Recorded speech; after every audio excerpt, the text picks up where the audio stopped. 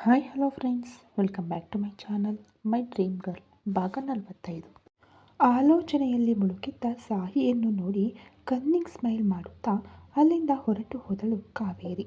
ಕಾವೇರಿ ಹೊರಟು ಹೋದರೂ ಅವಳ ಮಾತುಗಳು ಸಾಹಿಯ ಕಿವಿಯಲ್ಲಿ ಗುನುಗುತ್ತಲೇ ಇದ್ದವು. ಕಾವೇರಿ ಹೇಳಿದ್ದು ನಿಜವೇನಾ? ಇಷ್ಟು ದಿನ ಈ ಪ್ರಪಂಚದಿಂದ ದೂರವಿದ್ದ ಕಾರಣ ನಾನು ವಿಧಿಸಿದ ಕಂಡೀಷನ್ಗಳಿಗೆ ಬದ್ಧನಾಗಿದ್ದಾನೆಯೇ? ಈಗ ಮತ್ತೆ ತನ್ನ ಪ್ರೊಫೆಷನ್ಗೆ ಇಳಿದರೆ ಆ ಕಂಡೀಷನ್ಗಳನ್ನೆಲ್ಲ ಮುರಿದು ಮತ್ತೆ ತನ್ನ ಹಳೆಯ ಲೈಫ್ಗೆ ಹೋಗಿಬಿಡುತ್ತಾನೆಯೇ? ಹಾಗೆ ಹೋದರೆ ನನ್ನ ಮಗಳ ಭವಿಷ್ಯ ಏನಾಗಬೇಕು ಎಂದು ಯೋಚಿಸುತ್ತಿದ್ದಳು ಸಾಹಿತ್ಯ. ಹಾಗೆ ಯೋಚಿಸುತ್ತಿದ್ದ ಸಾಹಿಯನ್ನು ಅಲುಗಾಡಿಸುತ್ತಾ, ಹೋಯ್ ಡಾರ್ಲಿಂಗ್, ಏನು ಭಾರಿ ಯೋಚಿಸ್ತಾ ಇದ್ದೀಯಾ? ಯಾವುದರ ಬಗ್ಗೆ ಎಂದ ತಾರಕ್ ಮತ್ತೆ ಅವಳ ಹತ್ತಿರ ಬರುತ್ತಾ ಕೇಳಿದ. ನಿನ್ನ ಗರ್ಲ್ಫ್ರೆಂಡ್ಸ್ ಲಿಸ್ಟ್ ಎಷ್ಟಿದೆ ಎಂದು ಯೋಚಿಸುತ್ತಿದ್ದೇನೆ. ನಿನ್ನ ಲಿಸ್ಟ್ಗೆ ಕೊನೆಯೇ ಸಿಗುತ್ತಿಲ್ಲ ಎಂದಳು ವ್ಯಂಗ್ಯವಾಗಿ. ಇಲ್ಲಿಯವರೆಗೆ ಎಷ್ಟಿದ್ರು ಅಂತಲ್ಲ ಡಾರ್ಲಿಂಗ್, ಇನ್ನು ಮುಂದೆ ಯಾರು ಇರ್ತಾರೆ ಅಂತ ಯೋಚಿಸು ಎಂದ ತಾರಕ್. ನಾನಂತೂ ಇರಲ್ಲ, ಹಾಗಿದ್ದ ಮೇಲೆ ಯೋಚನೆ ಅನಾವಶ್ಯಕ ಅಂದ್ಲು. ನೀನು ಮಾತ್ರ ಇರುತ್ತೀಯೇನೋ ಡಾರ್ಲಿಂಗ್ ಅಂದ. ಸಾಹಿ ಏನೋ ಹೇಳಲು ಹೋಗುತ್ತಿದ್ದಳು. ಅಷ್ಟರಲ್ಲಿ ಅಲ್ಲಿಗೆ ಬಂದರು. ಹಿಂದೆ ಸಾಹಿ ಮತ್ತು ತಾರಕ್ ಜೊತೆ ಸಿನಿಮಾ ಮಾಡಿದ್ದ ಡೈರೆಕ್ಟರ್. ಕಂಗ್ರಾಟ್ಸ್ ತಾರಕ್, ನಿಮ್ಮಿಬ್ಬರ ಜೋಡಿ ತುಂಬ ಚೆನ್ನಾಗಿದೆ. ನಿಜಕ್ಕೂ ಮೇಡ್ ಫಾರ್ ಈಚ್ ಅದರ್ ರೀತಿ ಇದ್ದೀರಾ ಎಂದು ಕ್ಯೂಟಿಯ ಕೆನ್ನೆ ಚಿವುಟಿ, ವಾವ್ ತಾರಕ್ ಅವರೇ, ನಿಮ್ಮ ಡಾಟರ್ ಸೋ ಕ್ಯೂಟ್ ಎಂದು ಕಾಂಪ್ಲಿಮೆಂಟ್ ಕೊಟ್ಟು ಸಾಹಿ ಕಡೆ ನೋಡಿ, ಹೇಗಿದ್ದೀರಾ ಮೇಡಮ್ ಎಂದರು. ಅಯ್ಯೋ ಡೈರೆಕ್ಟರ್ ಸರ್, ನೀವು ನನ್ನನ್ನು ಮೇಡಮ್ ಅನ್ನೋದು ಯಾಕೆ?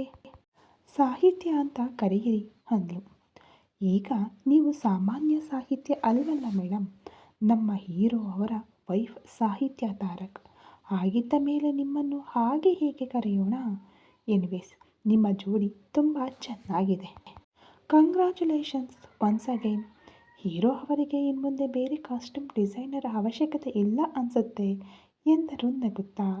ತಾರಕ್ ಕೂಡ ಅವರ ನಗುವಿಗೆ ಧ್ವನಿ ಸೇರಿಸಿ, ಅಫ್ಕೋರ್ಸ್ ಸರ್ ಎಂದ. ಹಾಗೆ ಇಬ್ಬರೊಂದಿಗೆ ಸ್ವಲ್ಪ ಹೊತ್ತು ಮಾತನಾಡಿ ಗಿಫ್ಟ್ ಪ್ರೆಸೆಂಟ್ ಮಾಡಿ ಆ ಡೈರೆಕ್ಟರ್ ಹೊರಟು ಹೋದರು. ಅದರ ನಂತರ ಪಾರ್ಟಿ 2 ಗಂಟೆಗಳ ಕಾಲ ಸಾಗಿತ್ತು. ಕಾವೇರಿ ತಾರಕ್ ಒಂಟಿಯಾಗಿ ಸಿಗುತ್ತಾರೇನೋ ಅಂತ ಬಹಳಷ್ಟು ಹೊತ್ತು ಕಾಯುತ್ತಿದ್ದಳು. ಆದರೆ ತಾರಕ್ ಸಾಹಿ ಜೊತೆ ಮಾತನಾಡುತ್ತಾ ಬಂದವರೆಲ್ಲರಿಗೂ ತನ್ನ ಹೆಂಡತಿಯಾಗಿ ಸಾಹಿಯನ್ನು ಪರಿಚಯಿಸುತ್ತಾ ಬ್ಯುಸಿಯಾಗಿದ್ದನು. ಪಾರ್ಟಿ ಕೊನೆವರೆಗೂ ತಾರಕ್ ಆಕೆಗೆ ಒಂಟಿಯಾಗಿ ಸಿಗದೇ ಇರುವುದರಿಂದ ಬೇಸರ ಮಾಡಿಕೊಂಡು ಹೋಗುತ್ತಾ ಮತ್ತೊಮ್ಮೆ ತಾರಕ್ ಹತ್ತಿರ ಬಂದಳು.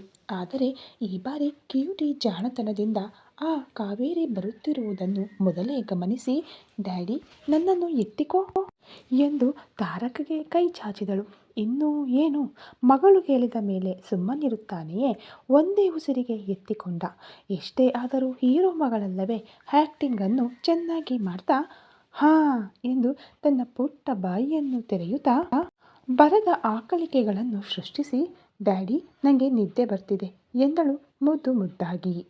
ಹೋ ಹೌದಾ ಏಂಜಲ್ ಎಂದು ಭುಜದ ಮೇಲೆ ಒರಗಿಸಿಕೊಳ್ಳುತ್ತಿದ್ದಾಗ, ಹೋಯ್ ಅದು ಇನ್ನೂ ಏನೂ ತಿಂದಿಲ್ಲ ಎಂದಳು ಸಾಹಿ. ಈ ಮಧ್ಯೆ ಅಲ್ಲಿಗೆ ಬಂದ ಕಾವೇರಿ ಸಾಹಿ ಮತ್ತು ಕ್ಯೂಟಿಯನ್ನು ಕೋಪದಿಂದ ನೋಡುತ್ತಾ ತಾರಕ್ ಹತ್ತಿರ ಬಂದು, baby I have to go ಎಂದಳು. ಆದರೆ ತಾರಕ್ ಕನಿಷ್ಠ ಕಾವೇರಿ ಕಡೆಗೆ ನೋಡದೆ, okay Kaveri, will meet some other time ಎಂದು ಹೇಳಿ ಕ್ಯೂಟಿಯನ್ನು ಕರೆದುಕೊಂಡು ಫುಡ್ ಸೆಕ್ಷನ್ ಕಡೆಗೆ ಹೋಗಿಬಿಟ್ಟನು. ಕನಿಷ್ಠ ತನ್ನ ಕಡೆಗೆ ನೋಡದೆ ಹೋಗುತ್ತಿರುವ ತಾರಕ್ನನ್ನು ಕಣ್ಣುಗಳಿಂದ ಹೊಗೆ ಕಾರಿಸುತ್ತಾ ನೋಡುತ್ತಿದ್ದಳು ಕಾವೇರಿ. ಅಲ್ಲೇ ಇದ್ದ ಸಾಹಿ ಕಾವೇರಿಯ ಮುಖದ ಮೇಲೆ ಚಿಟಿಕೆ ಹಾಕಿ, ನೋಡಿದೆ ಅಲ್ವಾ, ಕನಿಷ್ಠ ನಿನ್ನ ಕಡೆಗೆ ಕಣ್ಣೆತ್ತಿ ಕೂಡ ನೋಡಲಿಲ್ಲ.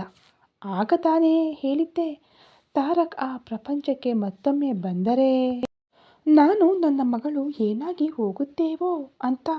ಅಸಲಿಗೆ ಆ ತಾರಕ್ ನಿನ್ನ ಕಡೆಗೂ ನೋಡದಂತೆ ಮಾಡಿದ್ದೇನೆ. ಇನ್ನೂ ನಿನಗೆ ನಂಬಿಕೆ ಇದೆಯಾ ತಾರಕ್ ಮತ್ತೆ ಆ ಪ್ರಪಂಚಕ್ಕೆ ಬಂದು ಬಿಡುತ್ತಾನೆ ಅಂತ ಎಂದಳು ನಗುತ್ತಾ. ಕಾವೇರಿ ಕೋಪದಿಂದ ಹಲ್ಲು ಕಡಿಯುತ್ತಾ, ಏನೋ ಒಮ್ಮೆ ಹಾಗೆ ಆಯಿತು ಅಂತ ಪ್ರತಿ ಬಾರಿ ಹೀಗೆ ಆಗುತ್ತೆ ಅಂತ ಅಂದುಕೊಳ್ಳಬೇಡ ಸಾಹಿತ್ಯ. ಈಗಂತೂ ನಿನ್ನ ಮಗಳನ್ನು ಅಡ್ಡ ಇಟ್ಕೊಂಡು ತಾರಕ್ನನ್ನು ಕಟ್ಟಿ ಹಾಕಿದ್ದೀಯ. ಆದರೆ ನಾಳೆಯಿಂದ ಹಗಲೆಲ್ಲ ಶೂಟಿಂಗ್ ಅಂತ ನನ್ನ ಪಕ್ಕದಲ್ಲೇ ಇರುವ ತಾರಕ್ನನ್ನು ಹೇಗೆ ತಡೆಯುತ್ತೀಯ ಎಂದಳು ಅಹಂಕಾರದಿಂದ. ಹಾಂ ಹಾಂ ಎಂದು ನಗುತ್ತಾ, ಚೆನ್ನಾಗಿ ಕನಸು ಕಾಣುತ್ತಿದ್ದೀಯ, ಆದರೆ ಅವು ಎಂದಿಗೂ ನಿಜವಾಗಲ್ಲ ಅಂತ ಬಹಳ ಬೇಗನೆ ನಿನಗೆ ಅರ್ಥ ಆಗುತ್ತೆ ಎಂದಳು ಸಾಹಿ. ನೋಡೋಣ ಕನಸು ಭಗ್ನ ಆಗುತ್ತೋ ಇಲ್ವೋ, ನಾಳೆಯಿಂದಲೇ ಗೊತ್ತಾಗುತ್ತೆ ಎಂದು ಕಾಲಿನಿಂದ ನೆಲವನ್ನು ಒದೆಯುತ್ತಾ ಅಲ್ಲಿಂದ ಹೊರಟು ಹೋದಳು ಕಾವೇರಿ. ಕಾವೇರಿ ಹೋಗುತ್ತಿದ್ದಂತೆ ಸಾಹಿ ಕೂಡ ತಾರಕ್ ಅವರ ಹತ್ತಿರ ಹೋಗುತ್ತಿದ್ದಾಗ ತಾರಕ್ ಕ್ಯೂಟಿಗೆ ತಿನ್ನಿಸಲು ಪ್ರಯತ್ನಿಸುತ್ತಿದ್ದರೆ ಕ್ಯೂಟಿ ತಿನ್ನದೆ ತಾರಕ್ಗೆ ನಕ್ಷತ್ರಗಳನ್ನು ತೋರಿಸುತ್ತಿದ್ದಳು. ಈ ಒಂದು ತುತ್ತು ತಿನ್ನು ಬಂಗಾರ ಅಂದ. ನೋ ಡ್ಯಾಡಿ, 4 ಐಸ್ ಕ್ರೀಮ್ ಬೇಕು ಅಂದ್ಲು. ಅಯ್ಯೋ, ಈಗ ಐಸ್ ಕ್ರೀಮ್ ಕೊಟ್ಟರೆ ನಿಮ್ಮ ಮಮ್ಮಿ ನನ್ನನ್ನು ಕೊಂದು ಬಿಡುತ್ತಾರೆ ಎಂದು ಮೆಲ್ಲಗೆ ಗೊಣಗಿಕೊಂಡು, ಈಗಲ್ಲ, ನಾಳೆ ಬೆಳಿಗ್ಗೆ ತಿನ್ನೋಣವೇ ಏಂಜಲ್, ಈ ಒಂದು ತುತ್ತು ತಿಂದು ಬಿಡಪ್ಪ ಎಂದು ಬೇಡಿಕೊಳ್ಳುತ್ತಿದ್ದಾಗ, ನನಗೆ ಐಸ್ ಕ್ರೀಮ್ ಬೇಕೇ ಬೇಕು ಅಂದಾಗ ಐಸ್ ಕ್ರೀಮ್ ನೋ ಅಂದ. ಮತ್ತೆ ಕ್ಯೂಟಿ ಹಠ ಹಿಡಿದಾಗ ಈ ಮಧ್ಯೆ ಅಲ್ಲಿಗೆ ಬಂದ ಸಾಹಿ, ಏನೇ ನೋ ಅನ್ನ ತಿನ್ನು ಅಂದರೆ ಐಸ್ ಕ್ರೀಮ್ ಬೇಕು ಅಂತ ನಾಟಕ ಮಾಡ್ತಾ ಇದ್ದೀಯಾ, ಮೊದಲು ತಿನ್ನು ಅನ್ನ ಎಂದು ಕದರಿಸುತ್ತಿದ್ದರೆ ಕ್ಯೂಟಿ ಅಳುಮುಖ ಮಾಡಿಕೊಂಡು, ಡ್ಯಾಡಿ ಮಮ್ಮಿ ನೋಡು ನನ್ನನ್ನು ಬೈತಿದ್ದಾಳೆ, ನನಗೆ ಮಮ್ಮಿ ಬೇಡ ಎಂದು ತಾರಕ್ ಕುತ್ತಿಗೆಯ ಮಡಿಕೆಗಳಲ್ಲಿ ತನ್ನ ಪುಟ್ಟ ತಲೆಯನ್ನು ಹುದುಗಿಸಿ ಬಿಟ್ಟಳು. ತಾರಕ್ ಸಾಹಿಯನ್ನು ಕೋಪದಿಂದ ನೋಡುತ್ತಾ, ಏನೇ ನನ್ನ ಮಗಳನ್ನು ಅಷ್ಟೊಂದು ಬೈದು ಬಿಟ್ಟೆ, ಈಗ ನೋಡು ನಿನ್ನಿಂದ ನನ್ನ ಮಗಳು ತಿನ್ನದೆಯೇ ಮಲಗಿಬಿಡುತ್ತಾಳೆ ಎಂದನು. ಅನ್ನ ಕೊಡ್ತಿದ್ದಾರೆ ಅಂತ ಎಷ್ಟು ನಾಟಕ ಮಾಡ್ತಿದ್ದಾಳೆ, ಈಗ ಐಸ್ ಕ್ರೀಮ್ ಕೊಡ್ತೀನಿ ಅಂದರೆ ಹೇಗೆ ಅಳು ನಿಲ್ಲಿಸ್ತಾಳೆ ನೋಡು ಅಂದಾಗ, ಮಮ್ಮಿ ಐಸ್ ಕ್ರೀಮ್ ಎಲ್ಲಿ ಎಂದು ಎದ್ದು ಕೂತಳು ಕ್ಯೂಟಿ. ಅಷ್ಟೇ, ತಾರಕ್ ಮುಖ ಫ್ಯೂಸ್ ತೆಗೆದ ಬಲ್ಬ್ನಂತೆ ಕಪ್ಪಾಗಿ ಬಿಟ್ಟರೆ ಕ್ಯೂಟಿಗೆ ಮಾತ್ರ ಐಸ್ ಕ್ರೀಮ್ ಸಾಹಿಯ ಸ್ಕೆಚ್ ಎಂದು ಅರ್ಥವಾಗಿ ಈ ಎಂದು ಹಲ್ಲುಗಳನ್ನು ಹೊರಗೆ ತೋರಿಸಿದಳು. ಸಾಹಿ ತಾರಕ್ನನ್ನು ನೋಡಿ ಕಣ್ಸೆಳೆಯುತ್ತಾ, ನೋಡು ಅವಳು ಮಲಗಿದೆ ಅಲ್ವಾ ಎಂದ ಕೂಡಲೇ ನಮ್ಮ ಆ್ಯಕ್ಟಿಂಗ್ ಕ್ವೀನ್ ತಟ್ಟನೆ ಕಣ್ಣು ಮುಚ್ಚಿಕೊಂಡು ತಾರಕ್ ಭುಜದ ಮೇಲೆ ವಾಲಿಕೊಂಡಳು. ತಾರಕ್ ಸೈಲೆಂಟಾಗಿ ಎದ್ದು ಕ್ಯೂಟಿಯನ್ನು ಎತ್ತಿಕೊಂಡು ಒಳಗೆ ಹೋಗುತ್ತಿದ್ದಾಗ, ಹೋಯ್, ಅವಳು ಇನ್ನೂ ಪೂರ್ತಿಯಾಗಿ ತಿಂದಿಲ್ವಲ್ಲ ಎಂದಳು. ಹಾಲು ಕುಡಿಯುತ್ತಾಳೆ ಬಿಡು ಡಾರ್ಲಿಂಗ್ ಎಂದು ಮನೆಯೊಳಗೆ ಹೋಗಿಬಿಟ್ಟನು. ಅಷ್ಟರಲ್ಲಿಯೇ ಕ್ಯೂಟಿ ನಿಜವಾಗಿಯೂ ನಿದ್ರೆಗೆ ಜಾರಿ ತನ್ನ ಬಾಯಿಯಲ್ಲಿದ್ದ ಎಂಜಲು ಎಲ್ಲವೂ ತಾರಕ್ನ ಕುರ್ತಾಕ್ಕೆ ಮಾತ್ರವಲ್ಲದೆ ಕುತ್ತಿಗೆ ಭುಜದ ಮೇಲೆ ಹರಡಿಬಿಟ್ಟಿತ್ತು. ಮನೆಯೊಳಗೆ ಹೋದ ಕೂಡಲೇ ಕೌಸಲ್ಯ ಅವರನ್ನು ಕರೆದು ಕ್ಯೂಟಿಗೆ ದೃಷ್ಟಿ ತೆಗೆಸಿ ಕ್ಯೂಟಿಗೆ ಎಚ್ಚರ ಬಾರದಂತೆ ಜಾಗರೂಕತೆಯಿಂದ ಬಾಯಿಯನ್ನು ಒದ್ದೆ ಬಟ್ಟೆಯಿಂದ ಒರೆಸಿಬಿಟ್ಟನು.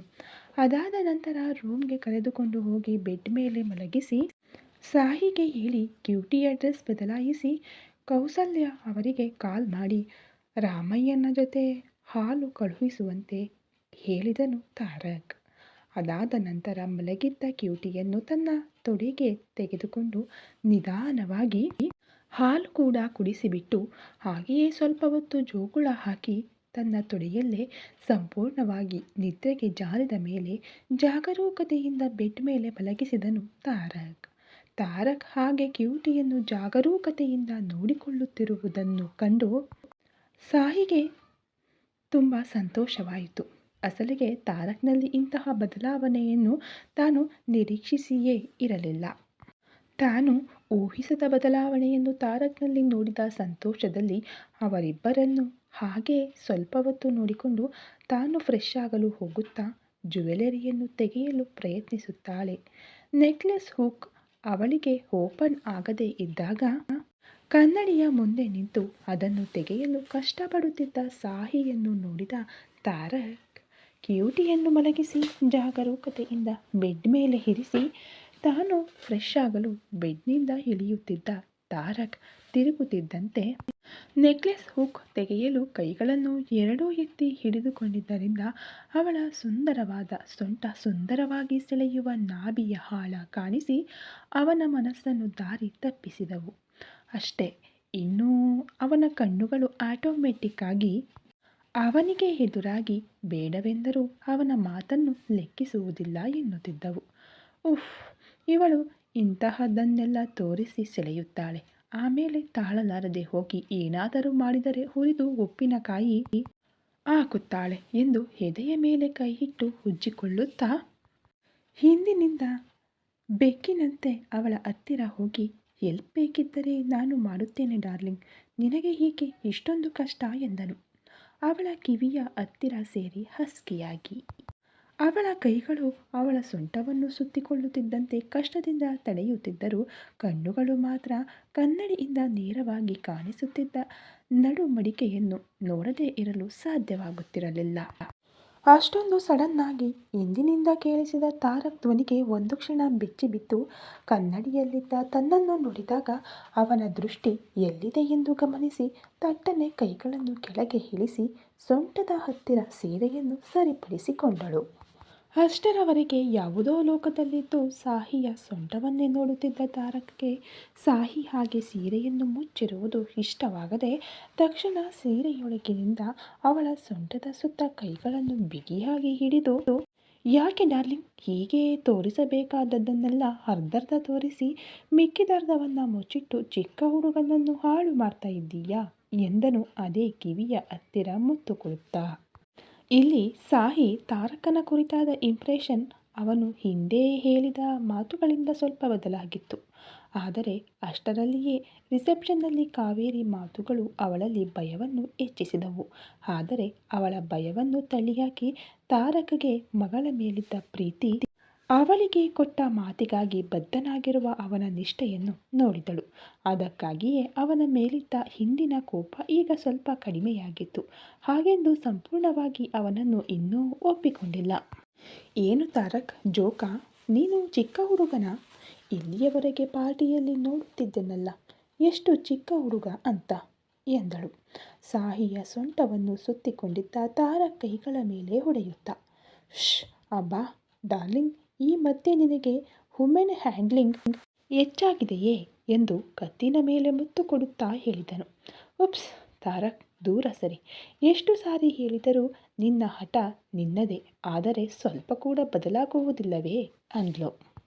ಹಾಗೆ ಸುಮ್ಮನೆ ಬದಲಾಗಬಾರದು ಡಾರ್ಲಿಂಗ್ ಎಂದನು ಮತ್ತಾಗಿ ಪ್ರತಿ ಪದವನ್ನು ಸ್ಕೆಚ್ ಮಾಡುತ್ತಾ. ಮುಟ್ಟದೆ ಮಾತನಾಡಲು ಆಗುವುದಿಲ್ಲವೇ ತಾರಕ್ ಅಂದ್ಲು. ಹ್ಞೂ, ನಿನಗೆ ಹೇಳಿದ್ದೆನಲ್ಲ ಡಾರ್ಲಿಂಗ್, ನಿನ್ನನ್ನು ನೋಡಿದರೆ ಸಾಕು ನನ್ನ ಬಾಡಿ ಪಾರ್ಟ್ಸ್ ನನ್ನ ಕಂಟ್ರೋಲ್ನಲ್ಲೇ ಇರುವುದಿಲ್ಲ. ಏನು ಮಾಡಬೇಕೋ ನೀನೇ ಹೇಳು ಎನ್ನುತ್ತಲೇ ಸೊಂಟವನ್ನು ನೇವರಿಸುತ್ತಿದ್ದವು ಅವನ ಕೈಗಳು. ಬಿಡು ತಾರಕ್, ನಾನು ಫ್ರೆಶ್ ಆಗಬೇಕು, ಅಸಲಿಗೆ ಈ ನೆಕ್ಲೆಸ್ ಬರುತ್ತಿಲ್ಲ ಎಂದಳು. ಹಾಗೆ ಅಷ್ಟೊಂದು ಸಿಟ್ಟು ಮಾಡಿಕೊಳ್ಳದೆ ನನ್ನ ಹೆಲ್ಪ್ ತೆಗೆದುಕೊಳ್ಳಬಹುದಲ್ಲ ಡಾರ್ಲಿಂಗ್ ಅಂದ. ನಿನ್ನ ಹೆಲ್ಪ್ ಕೇಳಿದರೆ ಹೀಗೆಯೇ ಮಾಡುತ್ತೀಯ, ಅದಕ್ಕೆ ಬದಲಾಗಿ ನಾನೇ ಹೇಗೋ ತೆಗೆದುಕೊಳ್ಳೋದೇ ಲೇಸು ಎಂದಳು. ನಾನೇನು ಮಾಡಿದೆ ಡಾರ್ಲಿಂಗ್ ಅಂದ. ನೀನೇನೂ ಮಾಡಿಲ್ಲ, ಹೀಗೋ ಮಾಡುತ್ತಿರುವುದನ್ನೆಲ್ಲ ಈ ಕೈಗಳೇ ಮಾಡುತ್ತಿವೆ ಎಂದು ಅವಳ ಸೊಂಟದ ಮೇಲೆ ನೃತ್ಯ ಮಾಡುತ್ತಿದ್ದ ಅವನ ಕೈಗಳನ್ನು ತೋರಿಸುತ್ತಾ ಹೇಳಿದಳು. ಏನಾದರೂ ಅಂದರೆ ವುಮೆನ್ ಹ್ಯಾಂಡ್ಲಿಂಗ್ ಎಂದು ಹೆಸರೊಂದು ಮತ್ತೆ. ಹಾಂ ಓಕೆ ಡಾರ್ಲಿಂಗ್, ನಿನ್ನನ್ನು ನನ್ನ ಕೈಗಳಿಂದ ಟಚ್ ಮಾಡದೆ ನಿನಗೆ ಹೆಲ್ಪ್ ಮಾಡಿದರೆ ಓಕೆ ಅಲ್ವಾ ಎಂದು ಕೇಳಿದನು. ಏನು, ಮತ್ತೆ ಇದೊಂದು ಹೊಸ ಡ್ರಾಮಾನಾ? ಕೈಯಿಂದ ಟಚ್ ಮಾಡದೆ ನೆಕ್ಲೆಸ್ ಅಂದ್ಲು. ಹೇಗೆ ಅಂದರೆ ನಿನಗೇಕೆ ಡಾರ್ಲಿಂಗ್? ನಾನು ನನ್ನ ಕೈಗಳಿಂದ ಟಚ್ ಮಾಡದೆ ನಿನ್ನ ನೆಕ್ಲೆಸ್ ತೆಗೆಯುತ್ತೇನೆ. ಒಂದು ನೆಕ್ಲೆಸ್ ಏತಕ್ಕೆ, ನೆಕ್ಲೆಸ್, ಚೈನ್, ಹಿಪ್ ಚೈನ್ ಎಲ್ಲವನ್ನ ತೆಗೆಯುತ್ತೇನೆ ನೀನು ಒಪ್ಪಿಕೊಂಡರೆ ಅಂದ. ಎಲ್ಲವೂ ಬೇಡ, ಆದರೆ ನೆಕ್ಲೆಸ್ ಒಂದನ್ನು ಮಾತ್ರ ತೆಗೆ ಸಾಕು ಅಂದ್ಲು. ಹಾಗೆಂದರೆ ಆಗುವುದಿಲ್ಲ. ಒಂದಲ್ಲ, ಎಲ್ಲವನ್ನು ನಾನೇ ತೆಗೆಯುತ್ತೇನೆ. ಹಾಗಿದ್ದರೆ ಮಾತ್ರ ಡೀಲ್, ಓಕೆ? ಇಲ್ಲ ಅಂದರೆ ಏನೂ ತೆಗೆಯುವುದಿಲ್ಲ, ನೀನೇ ಯೋಚಿಸಿಕೋ ಎಂದನು ಕನ್ನಡಿಯಲ್ಲಿದ್ದ ಸಾಹಿಯ ಮುಖವನ್ನು ನೋಡುತ್ತಾ, ಮುಖದ ಮೇಲೆ ಬೀಳುತ್ತಿದ್ದ ಕೂದಲನ್ನು ಕಿವಿಯ ಹಿಂದಕ್ಕೆ ಸರಿಸುತ್ತಾ. ಅಷ್ಟರಲ್ಲಾಗಲೇ ಸಾಹಿ ಬಹಳ ಹೊತ್ತಿನಿಂದ ಪ್ರಯತ್ನಿಸುತ್ತಿದ್ದರೂ ಆ ಹುಕ್ಕು ಬರದೇ ಇರುವುದಕ್ಕೆ ಮುಟ್ಟುವುದಿಲ್ಲ ಅಂತ ಹೇಳುತ್ತಿದ್ದಾನಲ್ಲ, ಇನ್ನು ನನಗೇನು ಪ್ರಾಬ್ಲಮ್ ಇರುತ್ತೆ ಎಂದು ಮನಸ್ಸಿನಲ್ಲಿ ಅಂದುಕೊಂಡು ಡೀಲ್ ಓಕೆ ಎಂದಳು. ಬಟ್ ಒಂದು ಕಂಡೀಷನ್, ನೀನು ನಿನ್ನ ಕೈಯಿಂದ ಅಸಲು ನನ್ನನ್ನು ಮುಟ್ಟಬಾರದು ಮತ್ತು ನಾನು ನಿನ್ನ ಕೈಗಳನ್ನು ಹಿಂದಕ್ಕೆ ಕಟ್ಟಿರುತ್ತೇನೆ ಎಂದಳು ಹುಬ್ಬು ಮೇಲಕ್ಕೆತ್ತಿ. ತಾರ ಕೂಡ ಭುಜಗಳನ್ನು ಕುಗ್ಗಿಸುತ್ತಾ okay darling, as your wish, but ನನ್ನದೊಂದು ಕಂಡೀಷನ್. ಒನ್ಸ್ ಡೀಲಿಂಗ್ ಸ್ಟಾರ್ಟ್ ಆದಮೇಲೆ ಸಂಪೂರ್ಣವಾಗಿ ಕೆಲಸ ಮುಗಿಯುವವರೆಗೆ ಮಧ್ಯದಲ್ಲಿ ನಿಲ್ಲಿಸಬಾರದು, ಓಕೆನಾ ಅಂದ. ಹಾಂ ಓಕೆ, ನಾನು ಗೆದ್ದರೆ ಇನ್ಮುಂದೆ ನೀನು ನನ್ನ ಪರ್ಮಿಷನ್ ಇಲ್ಲದೆ ಟಚ್ ಮಾಡಲು ಅವಕಾಶವಿಲ್ಲ ಎಂದಳು ಸಾಹಿ. ಓಕೆ, ಮತ್ತೆ ನಾನು ಗೆದ್ದರೆ ಏನು ಕೊಡುತ್ತೀಯಾ ಅಂದ. ಏನು ಬೇಕೋ ಕೇಳು ಅಂದ್ಲು. ಕೇಳಿದ ಮೇಲೆ ಬೇಡ ಅನ್ನಬಾರ್ದು ಮತ್ತೆ ಅಂದ. ನಾನು ಬೇಡ ಎನ್ನುವುದನ್ನು ನೀನು ಕೂಡ ಕೇಳಬಾರದು ಅಂದ್ಲು. ನೀನು ಕೊಡಲು ಸಾಧ್ಯವಾಗದ್ದನ್ನೇ ನಾನು ಕೇಳುತ್ತೇನೆ ಅಂದ. ಆಗಿದ್ದ ಮೇಲೆ ನಾನು ಏಕೆ ಬೇಡ ಎನ್ನುತ್ತೇನೆ ಅಂದ್ಲು. ಹಾಗಾದರೆ ಕೇಳಿಬಿಡಲೇ ಅಂದ. ಅದು ನನಗೆ ಎನ್ನುತ್ತಾ ಎಳೆ ಗುಲಾಬಿ ಬಣ್ಣದಲ್ಲಿ ಸೆಳೆಯುತ್ತಿದ್ದ ಸಾಹಿಯ ತುಟಿಗಳನ್ನು ನೋಡುತ್ತಾ ಅವಳ ಕೆಳ ತುಟಿಯನ್ನು ತನ್ನ 2 ಬೆರಳುಗಳ ನಡುವೆ ಹಿಡಿದು ಎಳೆಯುತ್ತಾ, ನೀನೇ ನಿನ್ನಿಂದ 10 ನಿಮಿಷಗಳ ಕಾಲ ಈ ಜೇನನ್ನು ನನಗೆ ನೀಡಬೇಕು ಎಂದನು. ಅದು ಹೇಗೆ ಸಾಧ್ಯ? ಇದು ಚೀಟಿಂಗ್, ನಾನು ಒಪ್ಪುವುದಿಲ್ಲ ಅಂದ್ಲು. ಅದು ನಾನು ಮೊದಲೇ ಹೇಳಿದೆ, ಕೇಳಿದ ಮೇಲೆ ಬೇಡ ಅನ್ನಬಾರದು ಅಂತ ಅಂದ. ನಾನು ಕೂಡ ಮೊದಲೇ ಹೇಳಿದೆ ತಾನೆ, ನಾನು ಬೇಡ ಎನ್ನುವುದನ್ನು ನೀನು ಕೇಳಬಾರದು ಅಂತ ಅಂದ್ಲು. ಇದೇನು, ನೀನು ಬೇಡ ಎನ್ನುವುದಲ್ಲ ಬಿಡು, ಆದರೂ ನಿನಗೆ ನಂಬಿಕೆ ಇದೆಯಲ್ಲ ನಾನು ಈ ಡೀಲ್ನಲ್ಲಿ ಖಂಡಿತ ಸೋಲುತ್ತೇನೆ ಅಂತ. ಹಾಗಿದ್ದ ಮೇಲೆ ಇನ್ನೂ ಭಯಬೇಕೇ ಅಂದಾಗ ಸಾಹಿ ಯೋಚನೆಯಲ್ಲಿ ಮುಳುಗಿದಳು. ಹೌದು, ನಿಜವೇ ಅಲ್ಲವೇ, ಕೈಯಿಂದ ಮುಟ್ಟದೆ ಆರ್ನಮೆಂಟ್ಸ್ ತೆಗೆಯುವುದು ಅಸಾಧ್ಯ. ಹಾಗಿದ್ದ ಮೇಲೆ ನಾನೇಕೆ ಭಯಪಡಬೇಕು? ಹೇಗಾದರೂ ಸೋಲುವವನೇ ಅಲ್ಲವೇ? ನನಗೇಕೆ ಭಯ ಎಂದುಕೊಂಡು ಓಕೆ ಎಂದಳು. ಓಕೆ ಡನ್ ಡಾರ್ಲಿಂಗ್, ಮತ್ತೆ ಹೇಳುತ್ತಿದ್ದೇನೆ, ಮಧ್ಯದಲ್ಲಿ ನಿಲ್ಲಿಸಬಾರದು. ಗೆದ್ದ ಮೇಲೆ ನಾನು ಕೇಳಿದ್ದನ್ನು ಬೇಡ ಅನ್ನಬಾರದು ಎಂದನು. ಒಂದು ಕ್ಷಣ ಸಾಹಿ ಯೋಚನೆಯಲ್ಲಿ ಮುಳುಗಿದರೂ ಮತ್ತೆ ತಕ್ಷಣವೇ ಚೇತರಿಸಿಕೊಂಡು, ಗೆದ್ದಾಗ ಅಲ್ಲವೇ, ಆಗ ನೋಡಿಕೊಳ್ಳಬಹುದು ಎಂದುಕೊಂಡು ಓಕೆ ಡನ್ ಅನ್ನುತ್ತಾ ಕಬೋರ್ಡ್ನಿಂದ ತನ್ನ ದುಪ್ಪಟ್ಟವೊಂದನ್ನು ತೆಗೆದು ತಾರಕ್ 2 ಕೈಗಳನ್ನು ಹಿಂದಕ್ಕೆ ಹಿಡಿದು ಗಟ್ಟಿಯಾಗಿ ಕಟ್ಟಿ ಹಾಕಿದಳು.